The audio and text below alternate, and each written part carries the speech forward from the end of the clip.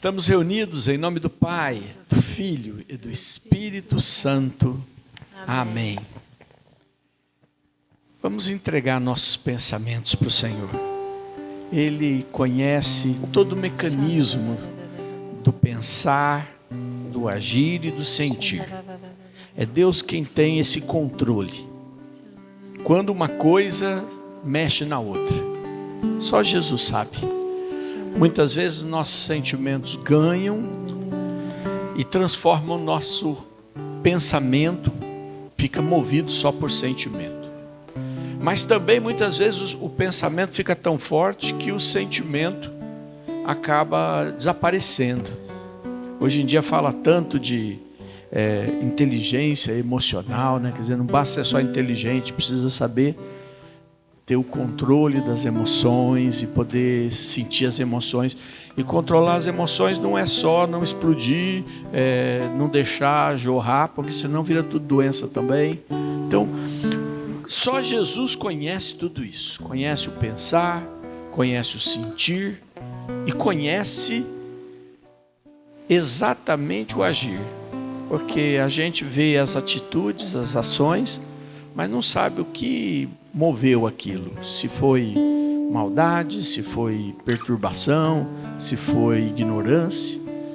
Então, só Jesus sabe tudo. Então, vamos entregar nossa mente, nosso pensamento e nosso coração para Jesus. Nosso sentimento e nossa inteligência. Senhor, nós queremos te entregar nesta noite a inteligência. Queremos te entregar nesta noite o nosso sentimento. Queremos te entregar, Senhor, nesta noite, todo o nosso ser, todo o nosso corpo. Tudo aquilo, Senhor, que a gente vive e experimenta, Senhor. Todas as nossas ações, sejam quais forem as raízes delas, nós te entregamos nesta noite. Toma, Senhor, agora. Dirige, Senhor, agora. Dirige nossa mente, dirige nosso coração, dirige nossos passos. Nós te entregamos agora. Entrega para o Senhor tua memória. Fala, Senhor, protege a minha memória. Quero te entregar a minha memória. E quero também, Senhor, que você seja dono do que é importante eu lembrar. Vai agindo, Senhor, na minha memória, no meu sentimento, no meu pensamento. Vai agindo, Jesus. Quero clamar, Senhor, o teu sangue precioso sobre todo o nosso ser. Tudo aquilo, Senhor, que faz nós sermos o que somos. Toma conta, Jesus. Tudo é teu, Senhor. Tudo é teu, Jesus. Queremos te pedir, Jesus, nesse momento. Vai, Senhor, tomando conta do nosso futuro. O nosso futuro, Senhor, te pertence. Vai ser construído. E eu te entrego, Senhor. Eu te entrego o meu futuro, Senhor. Eu te entrego os meus sonhos, os meus desejos, os meus planos. Diz para o Senhor que você entrega os seus planos para Ele. Muitas vezes nós achamos termos bons planos, mas se o Senhor não fizer a obra, em vão trabalham os construtores, diz a palavra. De nada adianta a força dos cavalos na guerra, porque é do Senhor a vitória, diz a palavra de Deus. Então, Senhor, nós te entregamos a batalha, nós te entregamos a construção, nós te entregamos os nossos planos, porque a vitória vem de ti, Senhor. E é por isso que nós colocamos na tua mão todo o nosso ser pedindo, concede-nos a vitória, e para isso nós te entregamos todas as coisas. Tudo, Senhor, te pertence. Tudo, Senhor. Repete para o Senhor que os teus planos estão nas mãos dEle. Os teus sonhos estão na mão dEle. Teus pensamentos estão na mão dEle. E se algo no futuro Ele tem para você e para mim, está na mão dEle. Então você entrega, porque por mais esforço que você possa fazer, é dEle que vem a vitória. Aliás, vou pedir para você me ajudar a falar para o seu irmão essa passagem da Escritura que eu falei. Pode dizer: em vão trabalha o operário, se Deus não construir a casa.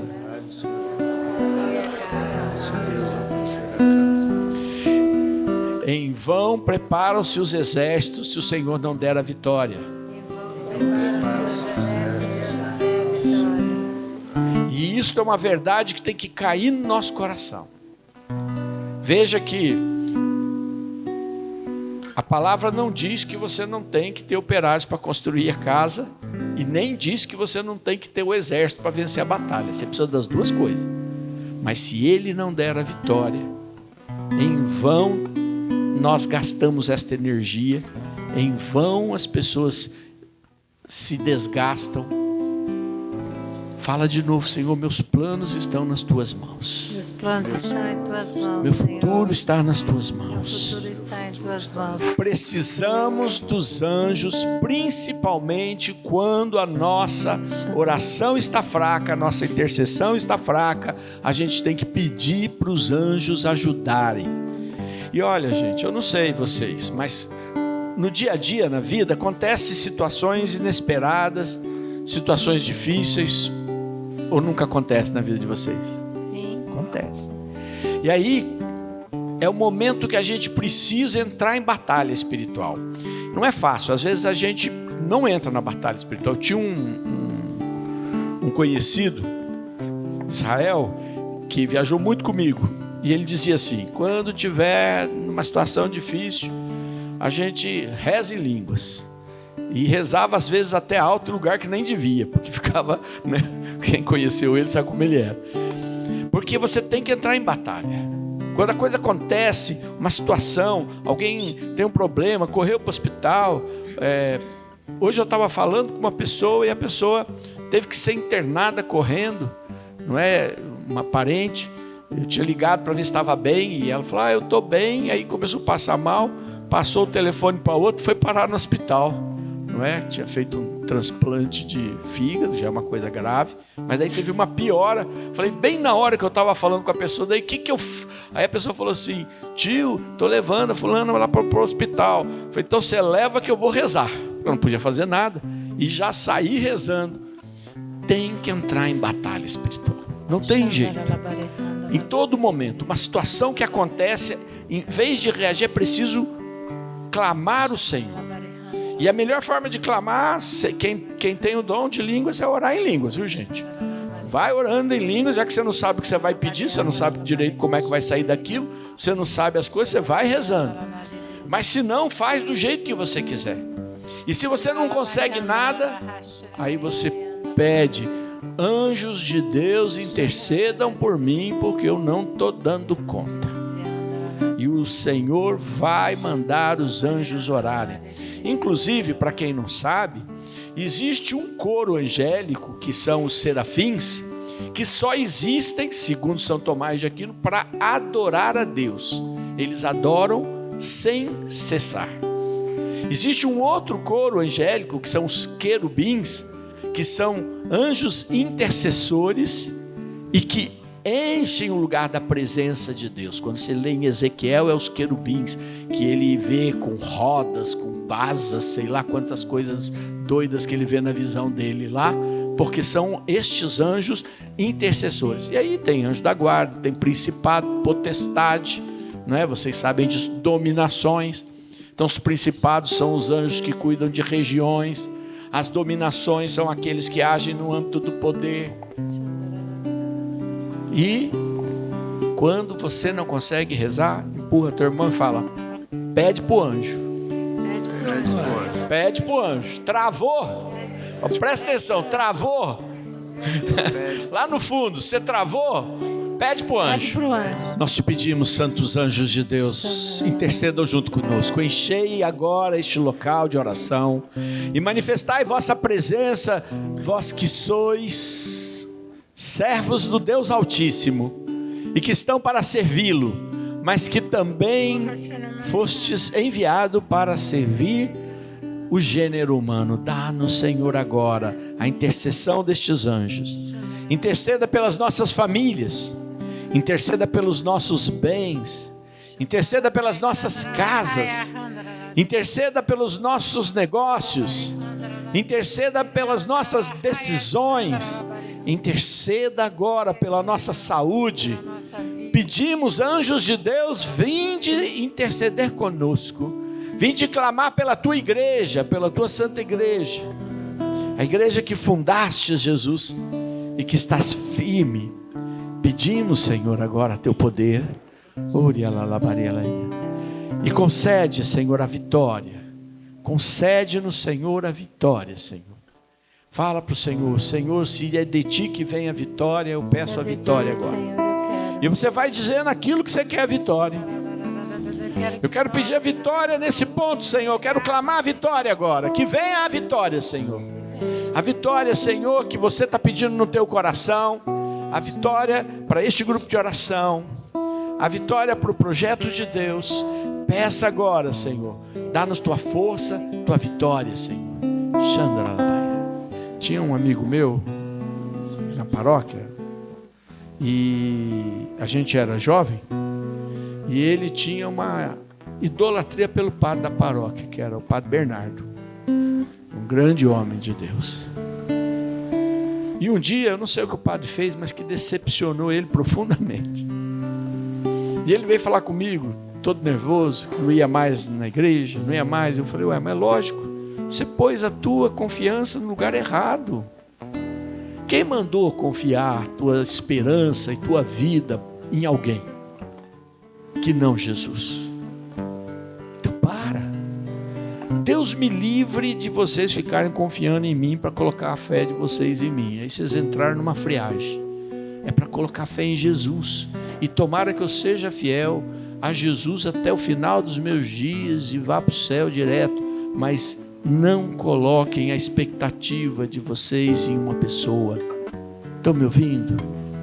Olha para os irmãos, fala: é em Jesus você põe tua confiança. Espera dele.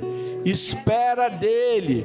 Só ele, gente. Só ele. Só ele. Só ele.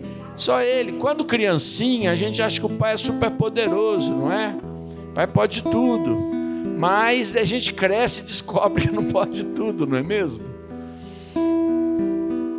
Eu tive um sócio uma vez, e ele tinha um filhinho que nasceu com portador de deficiência, nasceu sem a perninha do joelho para baixo. E nasceu assim. E aí logo que ele ficou maiorzinho e tudo, já depois dos 2 aninhos, ele tinha que comprar prótese. Só que a prótese, criança, cresce, né? Então aquela prótese já não servia mais. E não havia dinheiro para poder ficar trocando a prótese direto. Então o pai fazia os remendos na perninha para a criança poder aguentar com aquela prótese mais tempo. E um dia, ele devia ter lá uns 5 aninhos, e nós estávamos brincando, ele foi no nosso escritório, e eu falei para ele assim: quem é a pessoa mais forte do mundo? Eu falei: meu pai. Ele falou: meu pai é o mais forte. Eu falei: teu pai? É mesmo e tal. Eu falei: e quem é mais poderoso? É meu pai.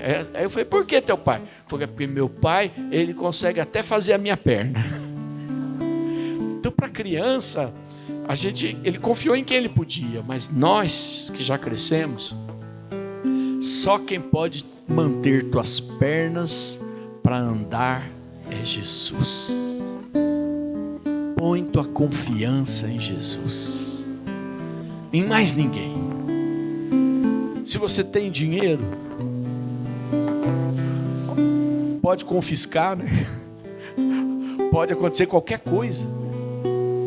Então a única coisa que você tem, que você pode confiar, gente, é Jesus. Põe a mão no teu coração e fala: Senhor, eu quero pôr toda a minha confiança em você, Jesus. Porque é você, Jesus, quem vai dar conta de todas as minhas necessidades, esperanças, sonho, e me sustentar quando não tiver nada para me sustentar. É você quem vai me sustentar, Senhor. Coloco, Senhor, a minha confiança em Ti agora, Senhor. Só Tu, Senhor. Só Tu, Jesus. Só você, Senhor Jesus. Só você. Muitas vezes a gente acaba prostrado, cansado, caído mesmo. A gente conhece aquela aquele poemazinho de na areia, de repente só tem 2 passos e é Jesus te carregando. Você já deve ter visto isso. E apesar de ser assim muito lírico, a verdade é: o Senhor tem poder para nos levantar quando estamos caídos, mas é preciso estender a mão para Ele. Lembram-se de Pedro, querendo andar na água quando Jesus estava andando no mar agitado? A hora que ele se deu conta de que estava andando sobre as águas e parou de olhar para Jesus, ele afundou. Jesus lhe estende a mão, ele levanta a mão e grita: Senhor, salva-me. Jesus lhe estende a mão e tira ele da água. Muitas vezes a gente não faz esta ação: levantar as mãos e gritar: Senhor, salva-me. Senhor, me sustenta. Senhor, me levanta. E aí depois reclama. É preciso pedir. Se você está afundando, seja por que razão, seja porque o mar é tenebroso, seja porque as ondas são revoltas, seja porque você tirou os olhos de Jesus, seja pelo que for, começou a afundar, tem que gritar: Jesus me segura. Jesus me segura. Se você quiser, levanta a sua mão agora. Se você sente essa necessidade, fala: Jesus me segura. Jesus me segura, porque senão eu vou afundar. Jesus me segura, porque eu preciso que você me segure agora, Jesus. Jesus, segura minhas mãos e me levanta, que eu estou afundando. Não sei que bobeira que eu fiz, mas eu estou aqui agora. Levanta minha mão e me tira, Senhor, desse poço profundo. Me tira, Senhor, deste mar que eu me afundo. Levanta minha mão, Senhor. Levanta meu corpo para que eu possa continuar andando, Senhor. Levanta, Jesus. Os olhos fixos em Ti, Senhor. Deus nos ama tanto que é impossível que Ele não se intrometa na nossa vida para conduzi-la. Se a gente der espaço, se a gente parar para sonhar o que Deus quiser sonhar em nós, Ele vai nos reorientar, vai abençoar o que nós estamos fazendo, vai nos dar força, vai nos apontar os rumos. Mas é preciso que a gente esteja disposto a perceber isso. Ele me ama, Ele te ama, e se Ele te ama, Ele tem coisas boas para você. Qual é o pai que o filho pedindo um ovo vai dar um escorpião? Essa frase de Jesus é incrível. É óbvio que nenhum deles vai dar. Pedindo um pão, vai lhe dar uma pedra. Para a gente é até estranho, mas naquele tempo as pedras do rio, aquelas pedras achatadas, meio parecendo com o pão integral, o escorpião enroladinho, parecendo um ovo, mas mesmo assim, confundir o escorpião com ovo para dar para o filho. Você daria o escorpião para seus filhos? Não, nenhum de nós. Por que ele iria fazer isso? Então acredite, Deus quer te dar coisas boas.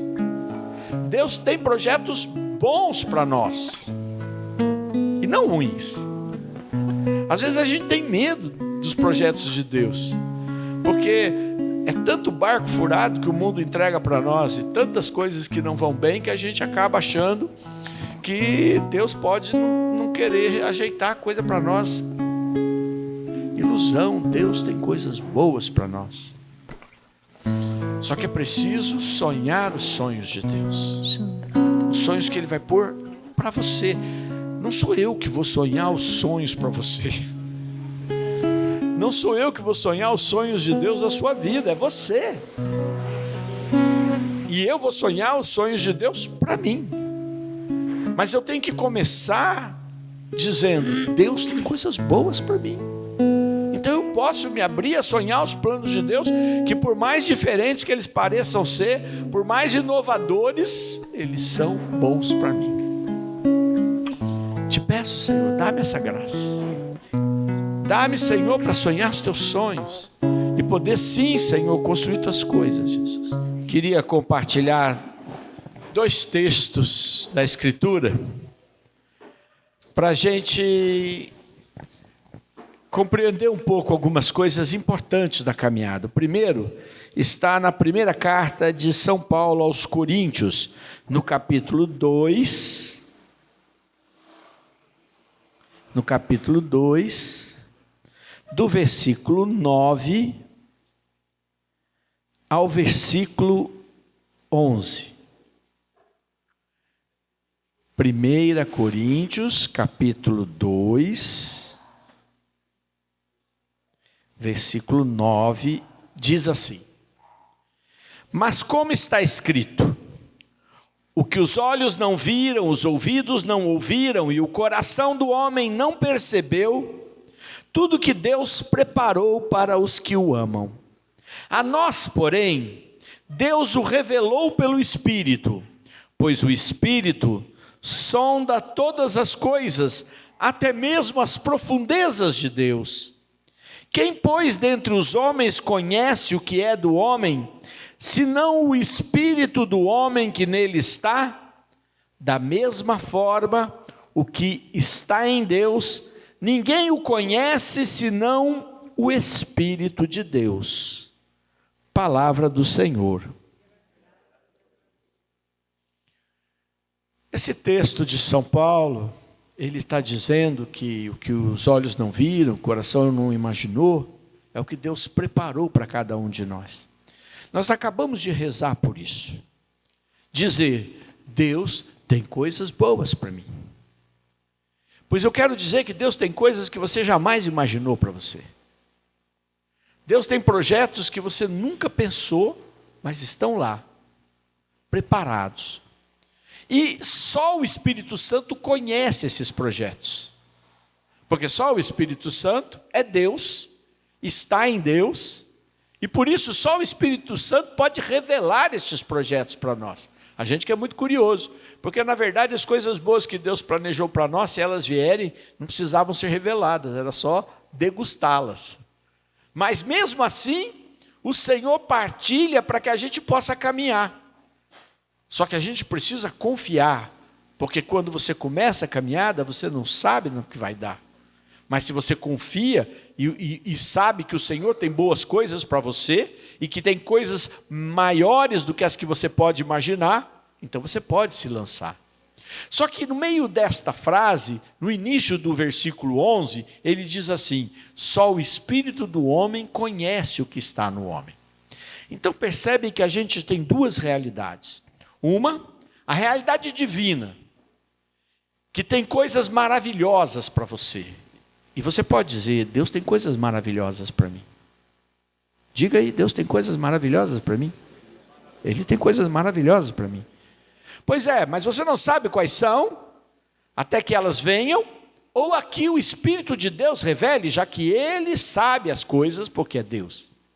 Só que qual é a dificuldade do Espírito para falar com você? É porque quem conhece quem é você é o espírito do homem, o espírito da mulher, o teu espírito. Você é que está ali. E se você não conhece, você não consegue distinguir quando é Deus e quando é você. E aí você faz um bololô geral. Às vezes achando que Deus está falando que na verdade é você quem deseja tanto estar falando, e às vezes é o contrário disto. Você acha que algo é seu e é Deus que está te inspirando. Então é fundamental que eu comece a conhecer a mim mesmo, para poder conseguir entender quando Deus fala comigo. Agora, se você não consegue conhecer nada de você, e eu posso dizer para vocês que isto é um processo para conhecer. Por que você reage assim? Por que você explode daquele jeito? Por que você sempre pensa negativamente? Ou então por que você é sempre tão otimista, mesmo quando, na verdade, não teria razão para aquele otimismo todo? Não é? Eu sempre dava risada. Teve uma época que tinha uma moda que algumas pessoas que eu conheci queriam vender algumas coisas lá de pirâmide, e aí botavam na geladeira aquela coisa, e falavam, eu vou ter uma BMW, eu vou ter, e punha na geladeira, e dizia que tinha que visualizar aquilo na geladeira, né? E queriam me convencer, eu com a minha caminhada, a seguir esses negócios, né? Falavam, não tinha chance nenhuma de eu entrar, de eu embarcar. Primeiro porque eu sou engenheiro, faço conta, né? Para alguém ganhar, outros têm que perder, vai que sou eu que vou perder, não vou arriscar, né? Então eu estou sempre fazendo conta. ponto. Mas, de qualquer maneira, as pessoas acreditavam. Aí falavam assim, você só precisa de ter o poder. Tinha até um livro, O Segredo. Talvez alguém goste desse livro ainda, né? Isso é do século passado, viu? Século XX. Né? Onde fazia as pessoas acreditarem que era isso que movia as coisas. Não, ser otimista é importante, sim, claro, tem seu valor. Mas o otimismo só não é Jesus. Não é Jesus. Vai ser difícil ser otimista com o cara lá no meio da guerra em Gaza, né? Perdendo tudo. É mais difícil para ele ser otimista. Mas eu quero apenas dizer que eu preciso me conhecer para ter uma boa medida minha. Porque eu conheço muita gente que se acha muito menor do que é. E conheço muita gente que se acha muito maior do que é. Vocês conhecem gente assim? Você conhece gente assim? Pois é. Mas uma coisa eu sei. O Senhor quer que nós nos conheçamos como de fato somos. Nem mais, nem menos. Nem aquela falsa humildade que a gente aprende que Nossa Senhora não tinha. O Todo-Poderoso fez grandes coisas em mim. Não é? Minha alma engrandece o Senhor, todas as mulheres vão me chamar de bem-aventurada. Já imaginou isso? Falar uma coisa dessa? A gente já falou, oh, que mulher orgulhosa, não é? Mas não, ela tinha uma boa medida do que estava acontecendo com ela. E nós precisamos ter esta medida, para que quando Deus falar, você fala, opa, isso aí não é minha voz não, isso é Deus. Então, ouvir a Deus, existe dois lados. Uma confiança absoluta de que Ele tem coisas boas e confiar para Ele poder falar, mas também a capacidade de eu olhar para mim mesmo. E para isso eu quero pegar uma outra passagem lá do Evangelho de João, no capítulo 3, versículo 23 do capítulo 2. Está no 2. Diz assim, versículo 24, capítulo 2, diz assim: mas Jesus não tinha confiança neles, porque os conhecia todos, e não necessitava que lhe dessem testemunho sobre o homem, porque ele conhecia o que havia no homem. Quer dizer, Jesus sabia exatamente as pessoas que ele tinha. Jesus conhecia Judas. Eu fico pensando, que raio deu na cabeça de Jesus de dar tesouraria para o Judas, que a gente sabe que acabou vendendo ele por 30 moedas. Não é? Vocês acham que Jesus se enganou com Judas? Claro que não. Na última ceia ele disse, molhou o pão no vinho, que era o seu próprio corpo, o seu próprio sangue, e deu para Judas. E falou para eles quem ia trair. Jesus sabia tudo do ser humano, conhecia cada pessoa. Mas ele sabia o que devia fazer. Né? Ele sabia quem era Judas e mesmo assim quis apostar em Judas. Ele sabia quem era Tiago e João, que brigavam para um ficar à direita e o outro à esquerda dele, e continuou como seus discípulos. Ele conhecia Pedro, que na hora que a coisa apertasse ia traí-lo enquanto não tivesse o Espírito Santo, e continuou com ele. Jesus conhecia Paulo e o seu gênio, que a ponto de tê-lo deixado cego, para só depois recuperar a vista. Então Jesus agia, mas porque conhecia e conhecendo sabia dar o melhor remédio. Vocês já viram aquela história de que um dos grandes problemas que se tem na medicina é o tal do diagnóstico? Não é? O médico estuda aquele monte de livro, né? Para dizer as características de cada doença, mas se mudar um pouquinho, e o paciente é um pouco diferente, e a reação é distinta em cada pessoa, ele não consegue mais acertar. Hoje em dia, ele já manda fazer não sei quantos exames lá, para poder olhar o exame, para chegar a alguma conclusão. É ou não é? Porque fazer diagnóstico é muito difícil. Mas quando um médico consegue ter a capacidade de fazer o diagnóstico, aquilo que a pessoa estava penando e sofrendo há tanto tempo e tomando um remédio errado, resolve. Tchuf. É ou não é? É que é difícil. Não é só estudar. Tem que mais do que isso. Pois Jesus conhecia perfeitamente quem era cada um de nós.